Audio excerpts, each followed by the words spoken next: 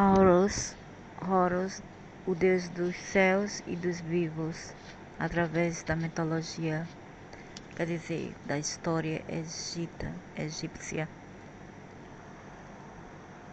É o deus águia ou falcão, simbolizado por o homem águia. Pode ser um dragão águia, não sei. Filho de Osíris e de Ísis. Então,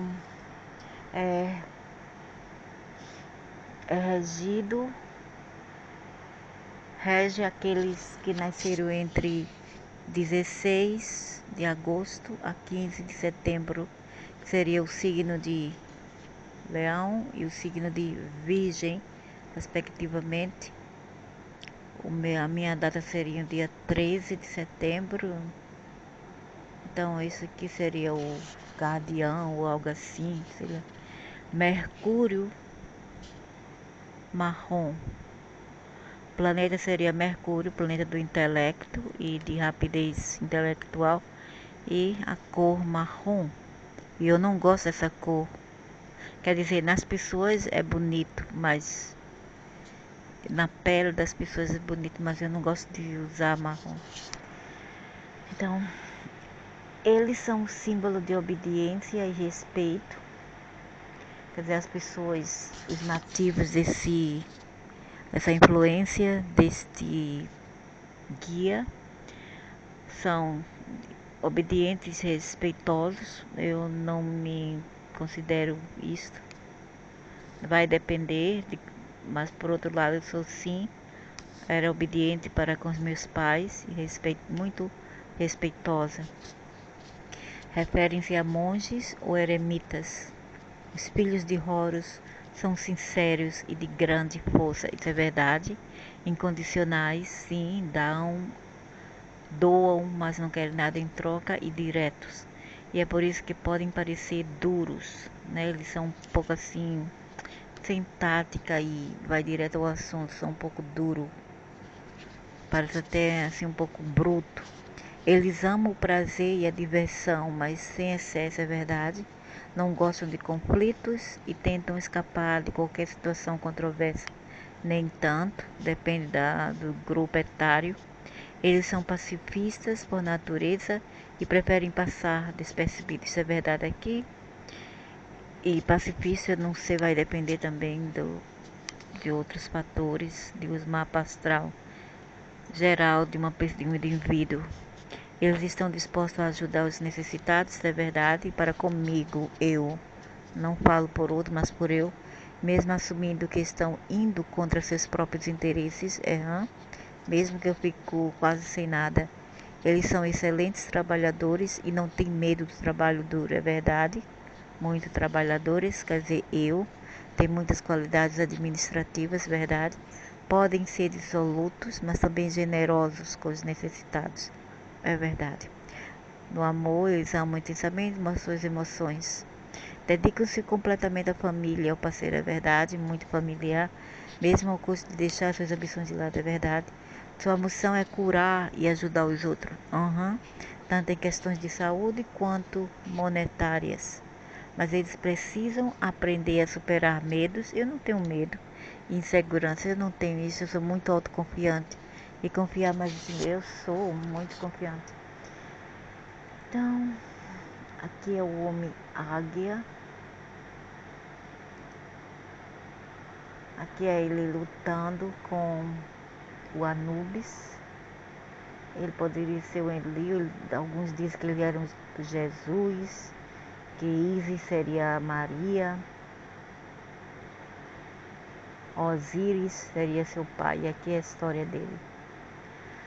Horus é o nome de um deus do céu na mitologia egípcia antiga que designa principalmente duas divindades: Horus, o velho, ou Horus, o grande, o último nascido dos 5 primeiros deuses originais, e Horus, o jovem, filho de Osíris e Ísis. Segundo o historiador Jimmy Dunn, Horus é a mais importante das divindades aviárias, que assume tantas formas e é retratado de maneira tão diferente em várias inscrições que é quase impossível distinguir o verdadeiro Horus. Ele tem muitas facetas, assim como Lúcifer, como Enki. Horus é principalmente um termo geral para o grande número de deidades falcões. Poderia ser vários falcões, embora isso certamente seja verdade, o nome Horus. O nome Horus é uma versão latina do egípcio Hor, que significa o distante, uma referência a seu papel como um deus do céu. O mais velho Horus, irmão de Osíris, Ísis, Sete e Neftis, é conhecido como Horus o Grande em inglês, ou Hauer e Haroeris em egípcio. O filho de Osíris e Ísis é conhecido como Horus, o menino Hor-Pakere, que foi transformado no deus grego Harpocrates depois que Alexandre o Grande conquistou o Egito. E Alexandre andava com um tipo de capacete de uma águia. Harpocrates também significa Horus, o menino, mas a divindade diferia do Horus egípcio. Harpocrates era o deus grego do silêncio e da confidencialidade, o guardião dos segredos, cuja estatuário descreve regularmente como uma criança alada, com o dedo nos lábios. Horus, o jovem, por outro lado, era um poderoso deus do céu, associado ao sol. Ele também tem muita, assim, semelhança com o Ra, que lidera o signo de Leão. Principalmente, mas também a lua. Ele era o protetor da realeza do Egito, vingador dos erros, defensor da ordem, unificador das duas terras e baseado em suas batalhas com Sete, um deus da guerra, regularmente invocado pelos governantes egípcios antes da batalha e elogiado posteriormente. Que tem de bom em um deus guerreiro? Com o tempo ele se combinou com o deus do sol Ra para formar uma nova divindade, Haraket, deus do sol que navegou pelo céu durante o dia e foi retratado como um homem de cabeça de falcão, usando a coroa dupla das partes superior e inferior. Eu acho também que o Enlil, o irmão do Enki, ele também é um homem águia. Inferior Egito com os discos solares. Seus símbolos são o olho de Horus, um dos símbolos egípcios mais famosos, e o falcão, Horus o Velho. O ancião Horus é um dos deuses mais antigos do Egito, nascido na união entre Geb, terra, e Nós, céu, logo após a criação do mundo. Seu irmão mais velho, Osíris, recebeu a responsabilidade de governar a terra junto com Ísis.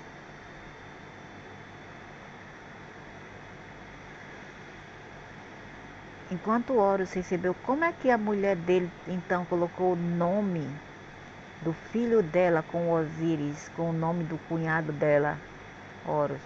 Algo estranho, né? Recebeu o controle do céu, especificamente do sol.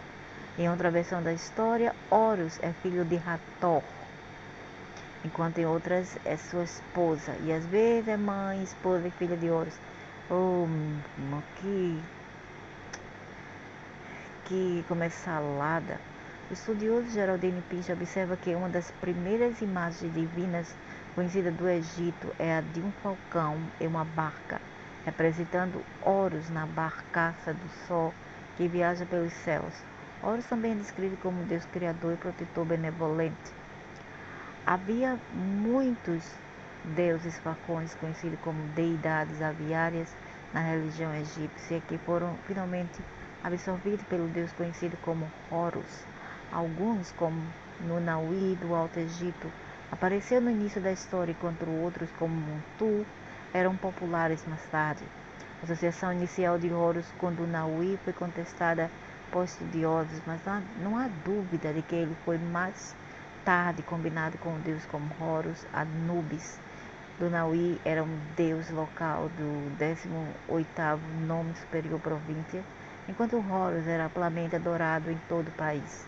É possível que, como Inaná na Mesopotâmia, a figura de Horus tenha começado como um deus local, como Nunauí, mas parece mais provável que Horus tenha sido plenamente realizado no início do desenvolvimento religioso do Egito. Os egiptólogos já também comentam como Horus foi uma das primeiras divindades egípcias. Seu nome é atestado desde o início do período dinástico e é provável que divindades de falcões anteriores, como a que mostravam restringir os habitantes do pântano, a paleta Narmé, representa esse mesmo deus. Os governantes do período pré-dinástico no Egito eram conhecidos como seguidores de Horus, o que atesta um ponto de veneração ainda mais antigo na história do Egito. Em seu papel como distante, ele executa a mesma tarefa que a deusa distante, uma função associada a Hathor e várias outras divindades femininas que saem de Ra e retornam trazendo transformação. O Sol e a Lua eram considerados os olhos de Horus, enquanto ele observava as pessoas do mundo dia e noite. Mas também podia se aproximar delas em tempos de problemas ou dúvidas, imaginando como um falcão ele poderia voar para longe de Ra e tornar com informações vitais. Da mesma maneira, poderia rapidamente trazer conforto aos necessitados. Eu adoro pássaros. Eu acho a águia linda, a águia, o falcão, nossa, coisa linda. Eu sou muito assim, como se diz, fascinada por eles. Horus estava ligado ao rei do Egito, embora o governante posterior se associasse com Horus, o filho. A historiadora Margaret Bunson escreve o Serek, o mais antigo dos símbolos do rei, descreveu um falcão em um poleiro. Como resultado, a devoção a Horus se espalhou por todo o Egito, em vários locais, as formas, tradições e rituais que Deus variou muito. A variação deu origem a vários epítetos e papéis diferentes para essa divindade e eventualmente levou à sua transformação do Horus mais velho. O jovem Horus, às vezes mencionado como casamento do céu mais velho, mas rapidamente multiplicou e assumiu muitas suas características. Quanto jovem, um dedo dos lábios, apenas representando o momento que ele teve que ficar quieto para esconder de seu tio Sete quando criança. Em sua forma jovem, ele passou a representar: olha que família, brigam e matam um ao outro. São os Anunnakis. Passou a representar uma promessa dos deuses de cuidar da humanidade sofredora, porque ele próprio sofrera quando criança, sabia como era frágil, cercado de perigos. Era essa forma de Horus que se tornaria o Harpocrates grego, a quem Plutarco chamando signo o segundo filho de Ísis e que iria se tornar popular no mundo romano. O culto de Ísis era o culto misterioso mais popular em Roma, influenciando muito o desenvolvimento do cristianismo, e Apocrates era o filho divino retratado na arte romana antiga com sua mãe. Essa aqui foi, até agora, foi um dos mais impressionantes matéria que eu li, informação que eu li sobre o Egito anciente. A história de Horus surge do mito de Osíris, um dos mais populares no Egito Antigo, e deu origem ao culto de Ísis. Essa história começa logo após a criação do mundo, quando Osíris e Ísis governaram o paraíso que eles criaram.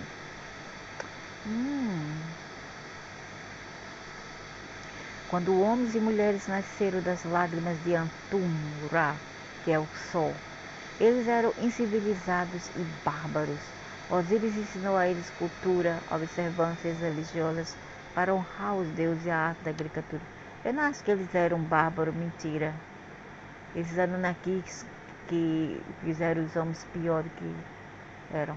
As pessoas eram todas iguais naquele momento, homens e mulheres, devido aos presentes de Ísis que foram dispensados a todos. A comida era abundante e não havia falta ou necessidade para satisfazer. O irmão de Osíris, Sete, ficou com ciúmes dele, e essa inveja se transformou em ódio quando Sete descobriu que sua esposa Néftis havia se transformado à semelhança de Ísis e seduzido Osíris. Sete não estava bravo com Néftis. No entanto, mas concentrou sua vingança em seu irmão, o Belo, que havia representado uma tentação forte demais para que Néftis pudesse resistir. Sete induziu Osíris a se deitar em um caixão que ele havia fabricado. O corno preferiu culpar o irmão que culpar a cunhada, fabricado com as especificações exatas de seu irmão. E quando Osíris estava lá dentro, Sete bateu a tampa e jogou a caixa no Nilo. O caixão flutuava rio abaixo para eventualmente se alojar em uma árvore de tamaris com as margens de Biblos, onde o rei e a rainha admiravam sua beleza e seu doce aroma e o mandavam cortar para um pilar em sua corte. Enquanto isso acontecia, Sete usurpou o domínio de Osíris e reinou sobre a terra com Néftis.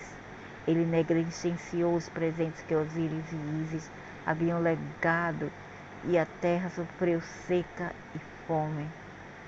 Ísis sabia que tinha que trazer Osíris de volta de onde quer que Sete banisse e saiu procurando por ele. Ela finalmente o encontrou dentro do pilar da árvore em Biblos.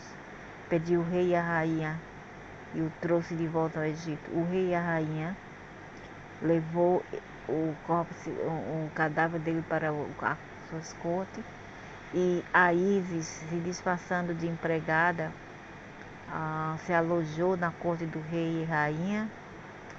E depois a história vai que a Ísis tinha uma menina lá, um menino, eu era a menina que ela cuidava, que era o filho desses monarcas. Aí a Ísis fez ritual com o menino, culto, porque ela era sabe, né, esses deuses aqui são todos xamânicos. Então ela fez ritual de fogo com o menino, porque ela também é tida como uma demônia também. Então ela fez ritual de fogo com o menino. Os reis viram e confrontou e queria bani-la. Aí foi quando ela se mostrou quem realmente ela era e falou que ela era uma deusa. Daí os reis, os monarcas, prostraram-se diante dela e pediu: o que você quer que a gente faça para você nos perdoar?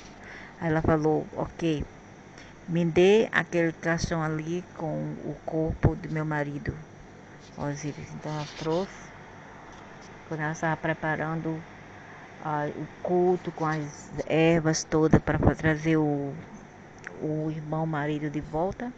O que aconteceu foi que Sete soube onde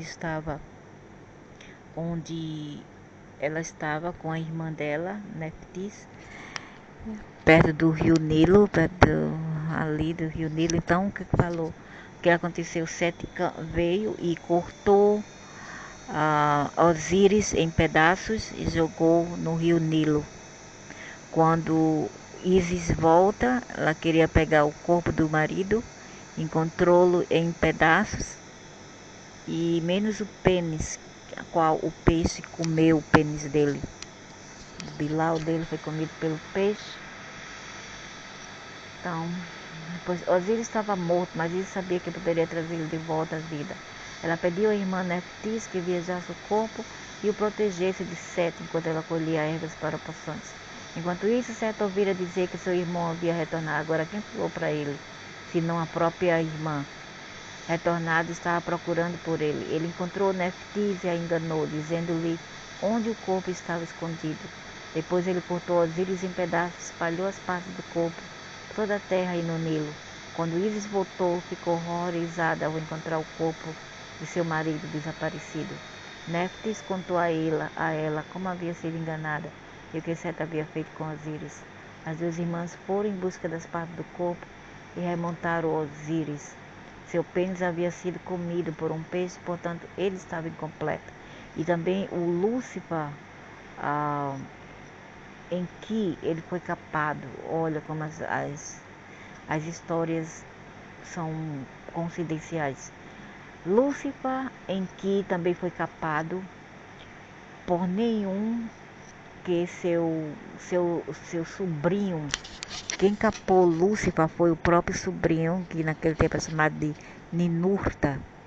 Ninurta quem brigou e capou o Lúcifer. Então quem sabe que Lúcifer não era Osíris. Mas Ísis ainda podia devolvê-la à vida. Ísis usou sua magia e poções em algumas versões da história, é auxiliada por Néftis.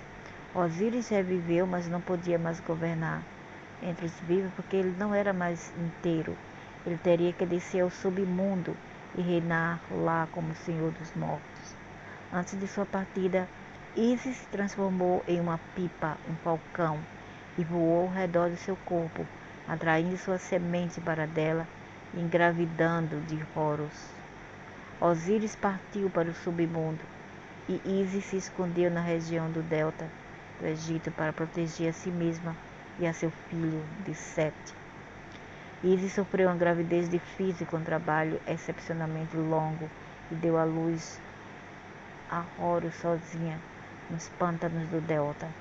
Ela escondeu a si mesma e a seu filho de Sete, seus demônios, nos matagais, apenas saindo à noite para comer, acompanhada por um guarda-costas de 7 escorpiões que lhes foram dados pela deusa Selket. Selket é a deusa escorpião. Depois vai chegar lá. Eu acho que ela rege o signo de peixes, Selket. Peixes e um pouco de, sei lá, não é aquários, é peixes e Ares. Em algumas versões da história, Neti viajava a Horus enquanto Ísis saía. Ísis, Selket e Neti nutriram Horus e o educaram em seu exílio, até que ele se tornou adulto e forte o suficiente para desafiar seu tio pelo reino de seu pai. A história das batalhas entre Horus e Sete tem muitas versões diferentes, mas a mais conhecida é de um manuscrito datado de 20 dinastia AC. Descreve sua disputa com o julgamento legal, enfrenta o Eneide, um tribunal de 9 deuses poderosos. Nessa versão da história, Horus apresenta uma queixa contra Sete, que é um dos 9, alegando que assumiu ilegalmente o trono de Osíris, que também é um dos 9 juízes. Pede-se ao tribunal que decida entre Horus e Sete, e a maioria dos deuses escolhe Horus. Mas Ra, o deus supremo do sol, afirma que Horus é muito jovem e inexperiente e Sete tem a melhor pretensão de governar. Horus e Sete devem competir em uma série de batalhas para provar qual é o melhor capaz de reinar. No curso dessas batalhas, Horus perde um olho e Sete é castrado, ou pelo menos severamente danificado. Ou é Sete que é castrado, mas Horus é vitorioso a cada vez. Sim, então Horus é o sobrinho do Sete, certo? Sete seria o tio dele, o tio do Horus. Então quer dizer que Sete é o Lúcifer, o Enki, que foi castrado por Ninurta, seria também um Horus. Mas Horus é vitorioso cada vez. Desse contexto, essas disputas duram mais de 80 anos e Irá continua negando a Horus seu direito ao trono. Enquanto isso, a terra está sofrendo sob o domínio de Sete, e Ísis está desesperada para fazer algo para ajudar seu filho e seu povo. Ela se transforma em uma bela jovem e se senta em frente ao palácio de Sete, onde começa a chorar.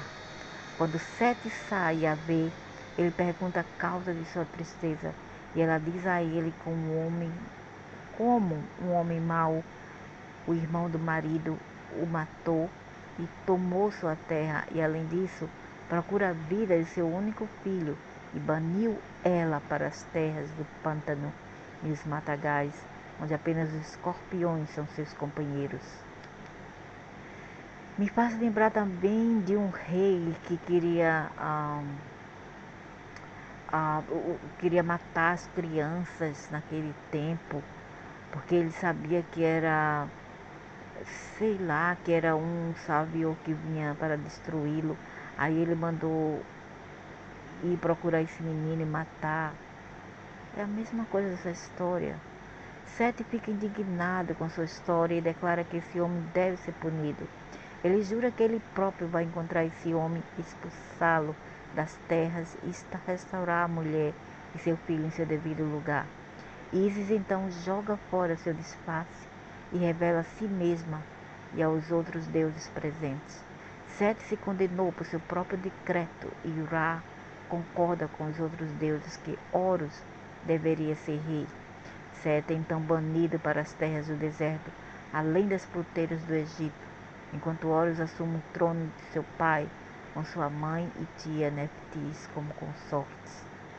Ah, grande, que beleza, né? O Horus, o filho e o sobrinho dormindo com a mãe e a tia. Lindo, Grete. Em outra versão da história, o julgamento dura 80 anos, até que os deuses frustrados se voltem para a deusa sábia Neiti, mediadora de disputas, que governa a favor de Horus. Ela sugere que Set seja reinado das regiões desérticas, enquanto Horus governa o fértil vale do rio Nilo. Como consolo, ela propõe: Set também deve receber duas deusas estrangeiras como consortes, a deusa guerreira Nat, da Síria, e Astarte, a rainha do céu, da Fenícia. Essa versão da história explicou como Set passou a ser associado às pessoas de terras estrangeiras, que seriam do signo de Gêmeos, bem como as regiões desérticas, Horus e o rei. Tendo conquistado a ordem estabelecida e restaurada, Horus ficou conhecido como Horus Sema Taui, o Horus unificador das duas terras. Ele restabeleceu as políticas de seus pais políticas, rejuvenescendo a terra, e governou com sabedoria.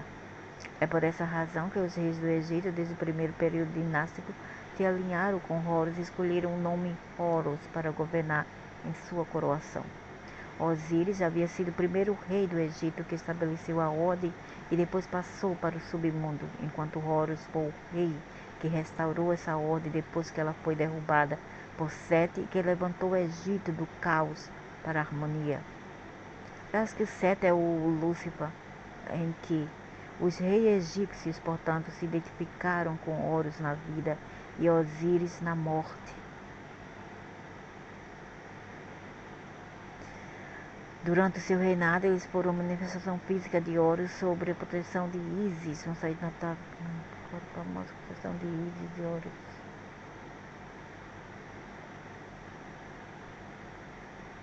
Quanto como filho de Ísis, desde o mais antigo período nasce como rei depois escrito, um dispositivo retangular conhecido como Seré, que representava o falcão de Horus no cimo de um palácio estilizado e que parece indicar o rei como mediador entre os reinos celestiais.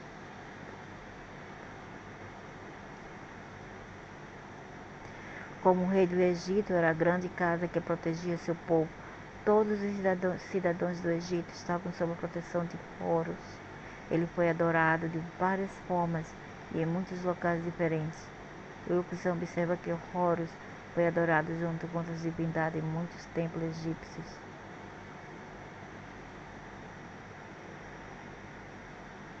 Polinteísmo, muita idolatria.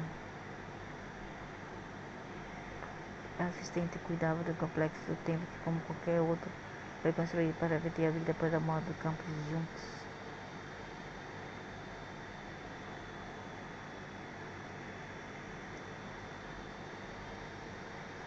Por que as pessoas não se apegam com o Deus interior delas e com o universo, o multiverso, ao invés de deities, deidades? Faz seus quatro filhos que protegiam os órgãos vitais. Essa proteção se estendeu pela vida e além da morte. Os quatro filhos de Horus. Horus foi associado à vida após a morte, através de seus quatro filhos que protegiam os órgãos vitais do falecido. Agora eu pergunto, para que proteger órgãos vitais de falecido, quando a terra vai comer? Esses quatro deuses representavam os quatro pontos cardeais da bússola, e cada um era presidido e protegido por uma deusa. Os quatro filhos de Horus foram Duamuté, um deus chacal, cara de cachorro, que protegia o estômago. Representava o leste e era protegido por Neiti. Hapi, um deus babuíno, que protegia os pulmões. Representava o norte e era protegido por Néftis. Eu acho que protegia o corpo das múmias, né? Não de todo mundo, mas apenas especificamente das múmias. Imseti, um deus em forma humana que protegia o fígado, representava o sul e era protegido por Ísis. Queber Senué, um deus falcão que protegia os intestinos, representava o oeste e era protegido por Selqué, que é a demonice, a demônia em forma de escorpião, que rege o signo de peixes. Esses órgãos eram mantidos em frascos canopíticos, que às vezes tinham a cabeça do deus protetor como cabo da tampa.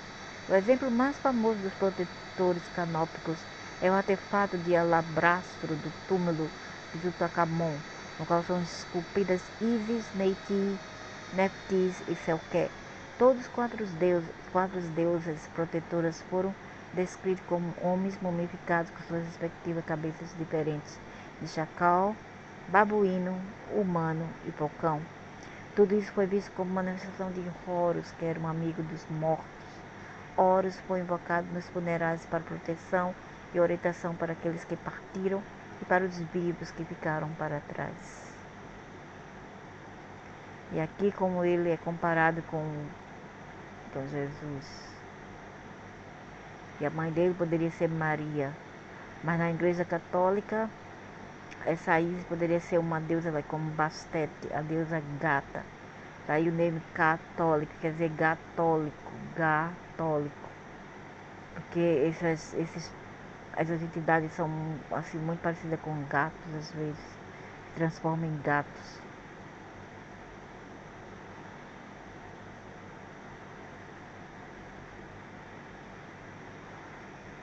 Então, porque eles associam-se o Horus ao Jesus.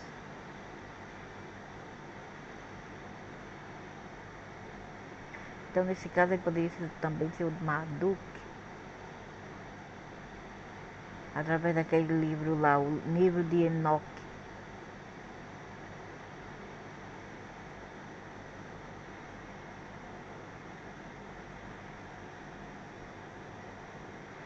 Horus também, através de seus 4 filhos, vigiava e era um amigo dos mortos, mas era principalmente um deus dos vivos. Ele era o deus distante que poderia se aproximar em tempos de necessidade, o amigo confiável, o irmão atencioso, é como signo de virgem, exatamente. Pode chegar em tempos de necessidade, o amigo confiável, o irmão ou irmã cuidadosa, o protetor e o guia de alguém, dos animais, através dos perigos da vida. Ele compartilha essas qualidades e características com outras divindades em culturas ao redor do mundo até os dias atuais. Mas para os egípcios ele era totalmente único, porque era deles, como é e sempre esteve com qualquer deus de qualquer fé, em qualquer lugar. E o próximo vai ser o signo de Leão e a vez do Ra, o deus Sol que rege o signo de Leão.